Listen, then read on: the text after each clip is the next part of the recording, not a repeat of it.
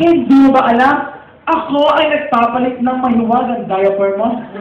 Hindi mo ba alam na buong katawan mo, alam na alam ko na? Hindi mo ba alam? Hindi mo alam yun. Okay, letter A, you know me. I take care of you every day. B, don't worry, be happy. Okay. Don't worry, I am the same nurse you had yesterday.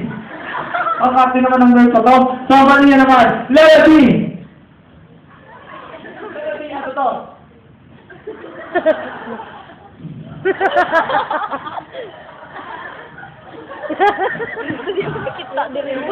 Say nothing. Sabi niya, who are you? Ano sabi niya? Diba? Napakapalit nun. So what letter? Who are you? My name is Sue Clark. I am 7 years old. I am from grade 1 Pinapil. I am the nurse caring for you. What will answer? Letter C. Number 79.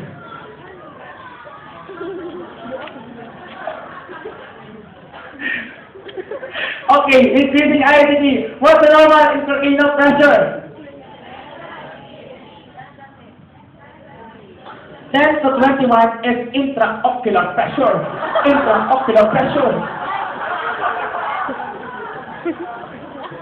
Just go Panginoon.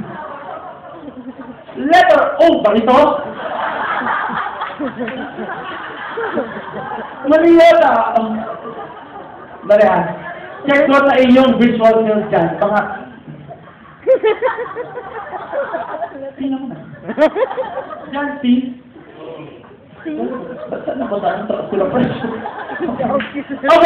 so the normal intracranial pressure is 0 to 15. 0 to 15 millimeter mercury. So kapag yung sense that is increasing intracranial pressure. And what's the first sign of increasing intracranial pressure?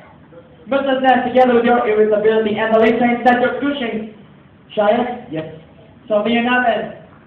3. Is that normal? 7. 10. 22.